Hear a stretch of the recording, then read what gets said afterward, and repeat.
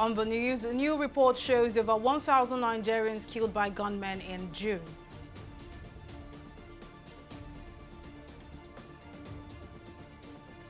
Cholera outbreak claims more lives nationwide.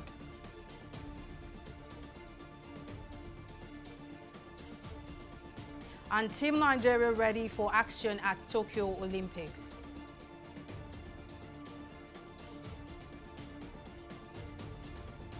Many thanks for joining us on News Now on TV360 Nigeria. I am Mary Kanu.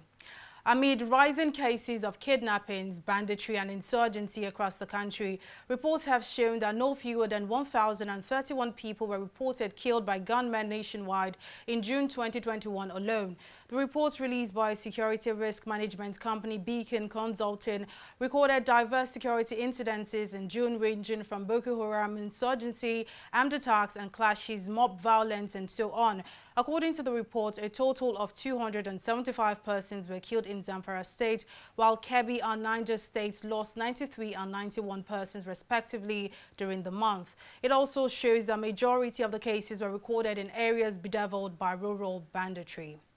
And earlier, we spoke to the CEO of Beacon Consulting Limited, Kabil Adamu, who gave us more details on the findings and insight as to how the reports were collated. We have a database of some security incidences where we use industry practice to, first of all, collate the incidents and then analyze the incidents. And then from that analysis, we produce the trends that have been represented in that report. Our procedure for collection, as well as verification and authentication, is quite strenuous.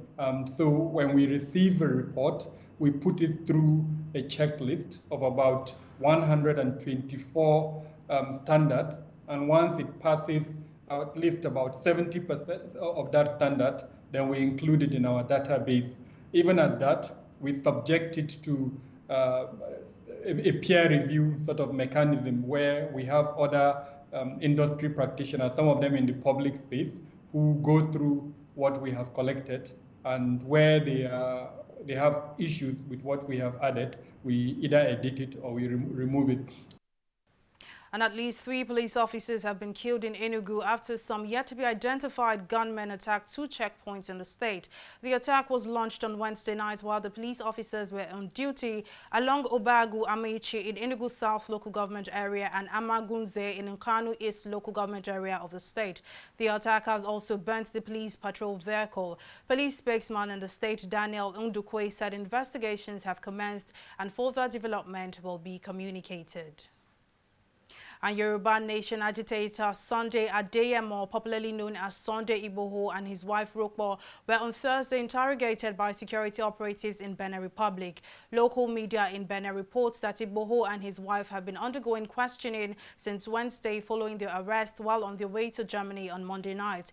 Ahead of the appearance in court on Thursday, some of the activist supporters living in and around Cotonou thronged the court in show of solidarity. And according to reports, Igboho will be tried by the authorities of Benin Republic for immigration-related offenses.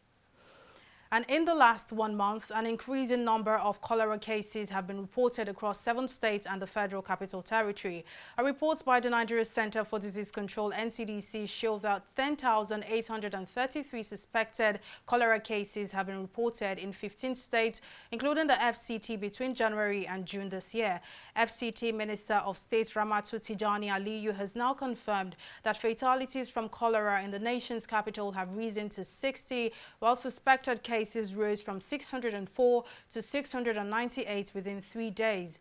The outbreak has also claimed the lives of at least 40 persons in Yobe, Enugu, and Jigawa states. And joining us on the news now to further discuss this is a medical practitioner, Dr. Adebayo Akintola. Thank you for joining us on the news. Now, Doctor, what do you think is responsible for this surge in cholera outbreak in the country? Good evening. Thank you for having me here. First and foremost, we have to realize the fact that cholera is more common during the rainy season. That is the first factor that is responsible. But under that, we have to consider the fact that people have lost track of environmental sanitation practices. And open defecation is still practiced here in the work. That is equally responsible. And we don't really have adequate water facilities. And again, people are ignorant about how to maintain hygiene and how to keep their environment safe and clean. Then the other factor that is equally responsible is our gross neglect of food and water safety practices. Our food practice, our food outlets, they are not being controlled as regards food safety precautions and all of that. And again, the safety of water in our environment is cause for great concern, particularly with open defecation and indiscriminate dumping of refuse, which can immediately or remotely contaminate food and the water sources. Okay, doctor. Now, how can people ensure that they do not contract this and also to contain the outbreak before it gets out of hand? Well, the first thing is surveillance and vigilance. People have to be conscious of the environment now. If in the community that is passing watery stools or vomiting, they need to ensure that that person gets immediate attention at the health facilities. But if the health facility is far away from them, they can do the common oral rehydration solution, which they can, administer to the person, that is having cholera, suspected case of cholera. And again, the hygiene cannot be ruled out. Washing hands with soap and water, even in this situation. And again, safe disposal of food, safe disposal of physics and vomitings or any other situation that is coming from a suspected case should be properly disposed. And again, ensuring that food safety practices are maintained, cover food items, don't let food be exposed to contamination from flies and other insects that are hovering around. Well, Dr. Debayo Akintola, thank you so much for joining us on the news. Well, moving on now, a day after the public holiday declared by the federal government to mark this year's Eid al-Kabir festivities, many civil servants are yet to resume work fully after the 2 days break to observe the Salah celebration. The Federal Secretariat, which houses a majority of government workers, seemed bare with major roads linking the Secretariat scanty. Some of the civil servants in an interview with TV360 news crew shared their thoughts on factors responsible for the low turnout of workers. The turnout is not impressive, sincerely speaking. I call on every person to see every opportunity he has as a responsibility for him to represent God, as a responsibility to him as an instrument of service. One particular second or one particular minute, if you are not on your seat, be sure you are taking it illegally, that salary aspect of it that you are enjoying. We should do the best we can to entrench discipline, patriotism, and we should respect labor, dignity of labor, as per sections 23 of the Constitution. We thank God for what's happened, however the celebration went, and the work have gradually resumed. It's a gradual process. Some of them traveled to their various states, and it's a gradual process of coming back. Normally, you must look scanty somehow, but gradually, work is coming back to normal. Regarding the Salah its own, I'm not a Muslim, but I had fun. I had to go to Canada to meet one of my very close Muslim friends, and it was great. Oftentimes, the way all these other societal issues are reported are not exactly the way they are on ground. And the Lagos State government has announced restriction of movement across the state between the hours of 8 a.m. and 3 p.m. on Saturday, July 24th. A press statement by the Commissioner of Information, Gbenga Omotosho, on Thursday revealed the restriction is to enable the Lagos State Independent Electoral Commission conduct hitch-free elections in all of the 57 local government areas and local council development areas in the state. Omotosho also added that the restriction would facilitate the ease of movement of the electorate, election materials, and officials, and enhance security. Well, let's take a break here, but still to come, another African president survives assassination attempt. Details of that and more after this break.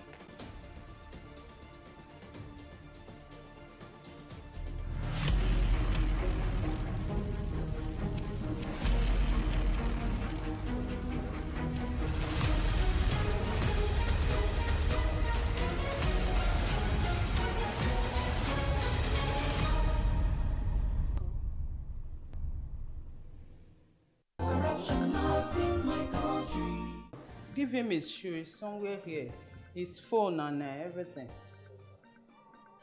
Don't do like that again. Thank you. So, bye-bye. Hey, Oga, where do you think you are going? Oh. You never shake body. Eh? You never shake body. Shake body, see? Huh? You never shake body. Eh? You never shake body. I don't get cocoa for my body. You go take for here. Sit down there. Down. What's this man still doing here? They say I should shake body. I shake body, I shake body. They say I should do it. And I say I don't get color. You are asking for money. Sorry, ma'am. Asking for money to bail a suspect is an act of corruption.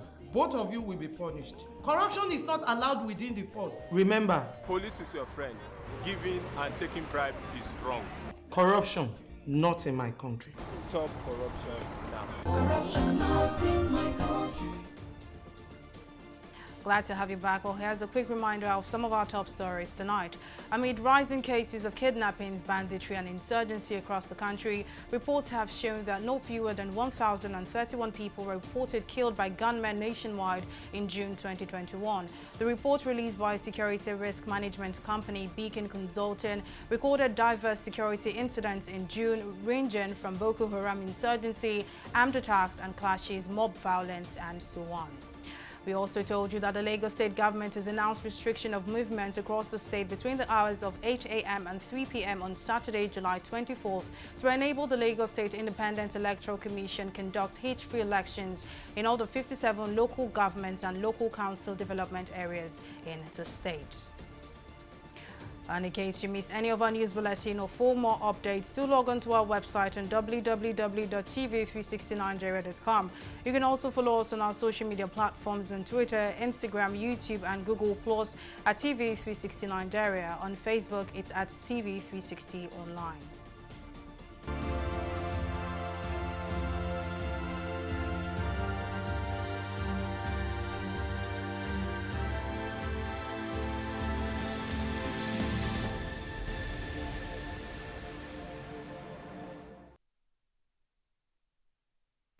The third wave of COVID-19 is far from over for Africa. This is according to Matshidiso Moeti, the WHO Regional Director for Africa. The WHO official noted that many countries in the country are experiencing a resurgence, stressing that the continent continues to lag behind in terms of the COVID-19 vaccination. While on his part, the Nigeria's Minister of Health, Osage Hanire, also gave an update on the country's response mechanisms. There have now been more than 6.2 million COVID-19 cases and over 159,000 people have lost their lives. Deaths have also declined by 3.5% over the past week, but a tracker published by the nonprofit group PATH finds that 13 countries have seen their oxygen requirements increase due to a surge in cases. Let us be under no illusions. Africa's third wave is absolutely not over. The small step forward offers hope and inspiration, but must not mask the big picture for Africa. Many countries are still at peak risk, and Africa's unprecedented third wave surged up faster and higher than ever before. The Eid celebrations, which we mark this week, may also result in a rise in cases. We must step up surveillance and be prepared. We have begun to see a pandemic of flu tracks where variants, the Delta variant is tearing through the unvaccinated population. And we also see the unfortunate surge in cases in India a few months ago, and the similar surge now beginning to rear its head on the continent of Africa. In Nigeria, the Delta variant was detected about 2 weeks ago, and we have begun to see a gradual increase in the number of cases. Worry a lot about that because our demographics are similar to India, and we have instituted various alert mechanisms. First, new prioritization of areas with high prevalence, especially when vaccines arrive, and also generally the prevention infection control mechanism. We'll take a break here and return with business and international stories. Stay with us.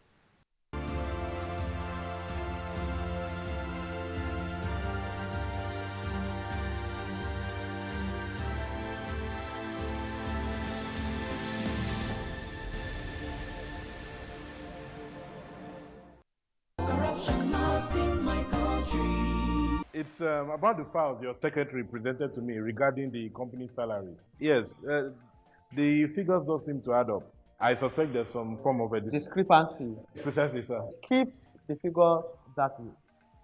That's fraudulent, sir. That's my money. I'm sorry, sir. I can't do that, sir. See how padded your chiefs are. Are you telling me you cannot pad up figures? Sir, padding is against best auditing practices, and it's a form of corruption. It's true. Accountant. You were testing. Thank you, sir. That's it. Bagoli. Yes, sir. You are fired. Fine. Yeah. Fine, sir. Rather than watch corruption grow under my watch. Padding is a form of corruption and not in my country, sir. Corruption not in my country. Stop corruption now.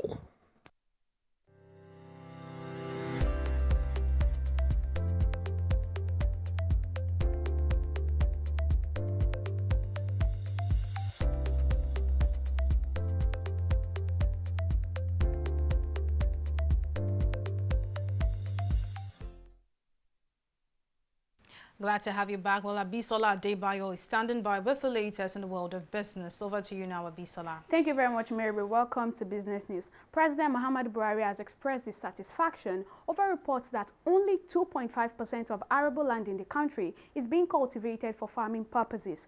This comes despite several schemes, credit facilities, and other interventions invested into the agri sector. President Buhari further urged more Nigerians to take up farming so that the nation's vast agricultural potentials could be used to boost the economy. He also mandated security outfits to stem the tide of crimes in the country so as to improve the nation's agricultural assets.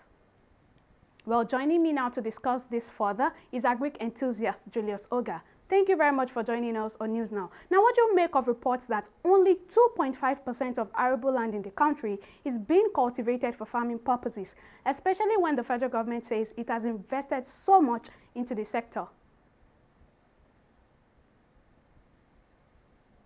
Mr. Oga, can you hear me? Could you repeat your question, please? Please repeat your question. I can hear you now. Okay, so I said, what do you make of the fact that only 2.5% of arable lands in the country is being cultivated for farming, despite the fact that the federal government has invested so much into the agri sector? All right, thank you for your question and thank you for having me.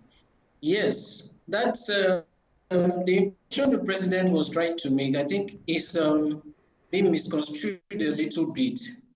He's expressing his disappointment that mostly many of us have left the village and are in the city struggling to earn a living, whereas there is fallow land lying in the countryside waiting to be cultivated.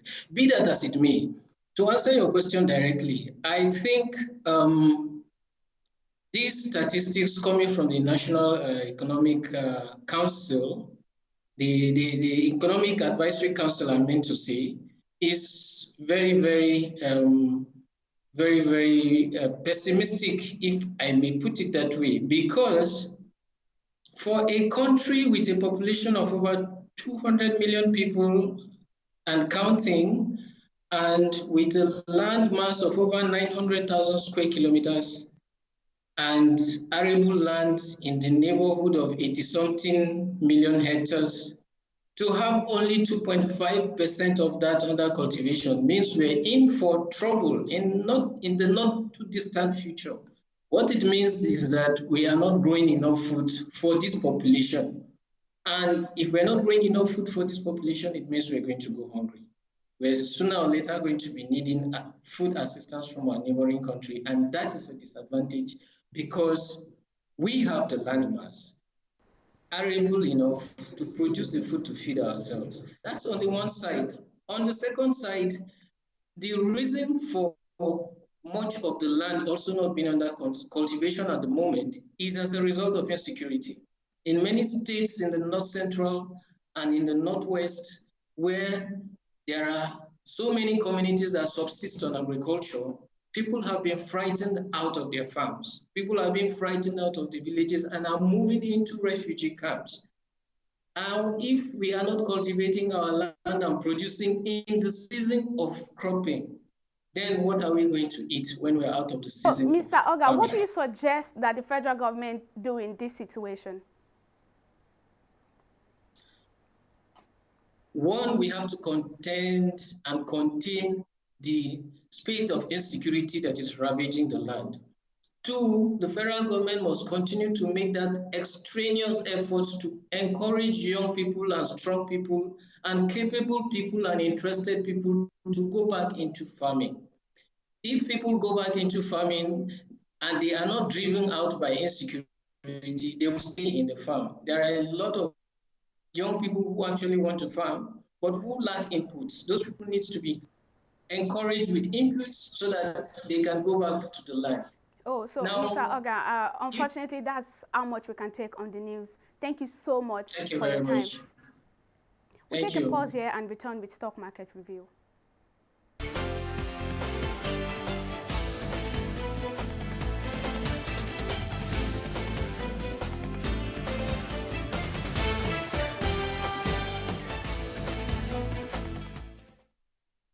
With the same positive energy from last week, the bull took a step further to win the race at the equities market today with a really large step as the all-share index inched up by 1.67% at the close of trading. That's a really, really large increase. Well, if you take a look at the activity chart, that's our market summary, although there's a slight decline in the volume of shares exchanged when compared to previous session, the good thing is the market recorded a 44% improvement in turnover and of course 10% in deals, all thanks to profits recorded by the oil and gas sector today, which is why Total Nigeria PLC topped our gainers list as it recorded 16 naira 80 kobo gains. The oil and gas giant, that's Total right here, it released its unaudited half-year results today and it recorded a whopping 1,000% profit gain. Well, it is closely followed by Cortex PLC from the industrial goods services. On the flip side, however, that's our top losers for the day. Financial services are in the mud today. ICO Insurance and Sovereign Trust Insurance PLC,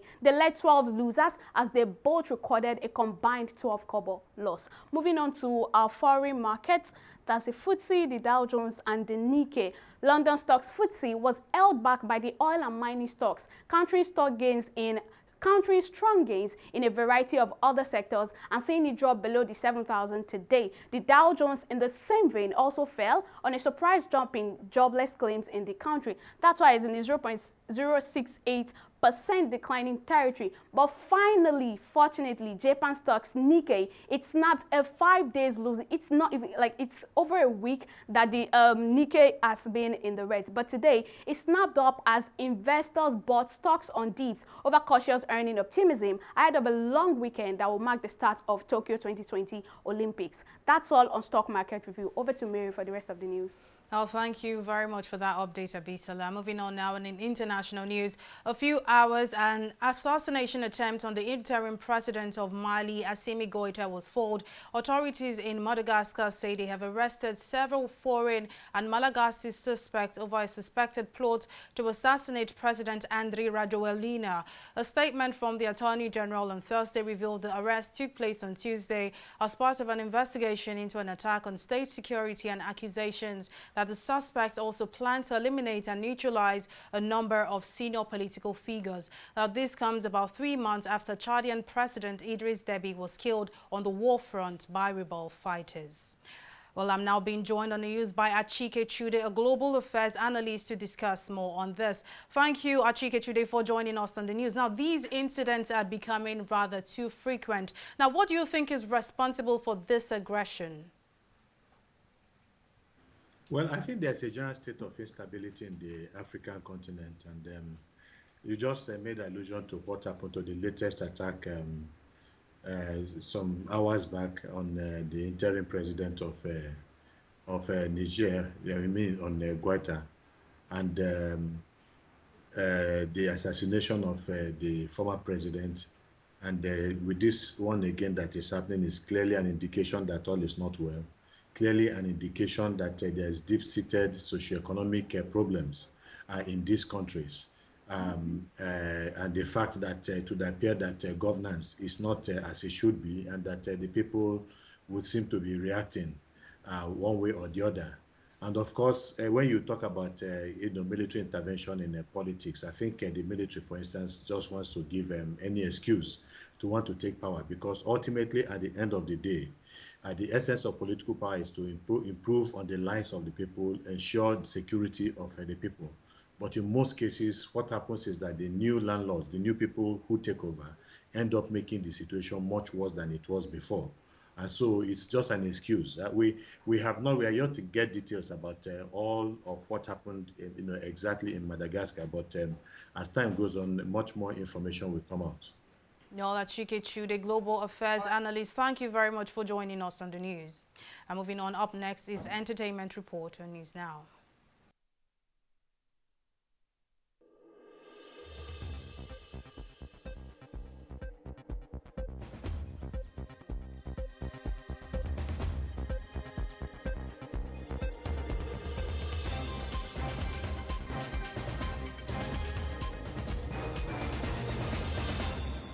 Former housemates of the reality TV show Big Brother Nigerian couple Gedoni and Kafi are expecting their first child together. The reality TV stars took to their Instagram pages where the both announced the big news. The couple met during the 4th season of the reality TV show and later tied the knot the following year. A big congratulations to Gedoni and Kafi. Basketmouth has unveiled a first-look teaser for the 2nd season of his fan-favorite comedy series, Papa Benji. The new teaser reintroduces the majority of the cast from the 1st season, including Jemima Osunde, Maleke Idowu, and comedian Senator Romeo without Juliet, Brain Jota, among others. The comedian and filmmaker first announced the new season in April with a video unveiling the cast, including Bethel Unjoku, Oyebuchi, Nedu Wazobia, and Basketmouth. And that is all that we have for you in the entertainment segment of News Now.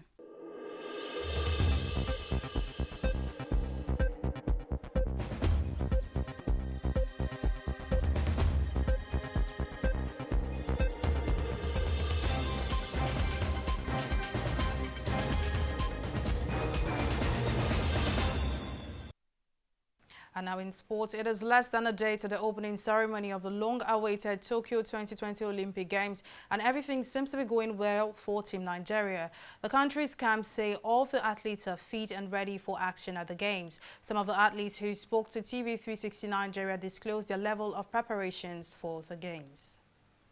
For me, there is no pressure. Every tournament is a challenge. Just like I said, we are looking forward to giving our best. This is the strongest Olympic Games so far. And the reason I'm saying this is because we are having a lot of top 100 players in the draws, if you can check very well. So I think it's going to be the strongest Olympic Games so far. And I think I'm just here to give my best. No pressure. We will see how it will go. With pressure, it might be even more difficult. So I'm doing 6 events. My best events are parallel bars, horizontal bar, and the pommel horse. I just want to go out there and do as best as I can. You know, all this hard work that I've been putting in over the 20 years of gymnastics, I just want to go out there and let it all out, you know. Don't leave the gym without feeling relieved and feeling that self-accomplishment, you know. I made it here, so I have to put on a show. I'm not under pressure. It's just, you know, anything can happen. Of course, I want to get a medal, but my mind right now is to make finals because that's the first step to it. And if I make finals, I'll be so happy. But like I said, anything can happen. Anyone can fall at any moment. So I'm just keeping my head focused on myself, not really looking at what other people are doing, because I know what I have to do. Well, that's the size of our bulletin at this time. Many thanks for watching. I am Mary Kanu. Bye for now.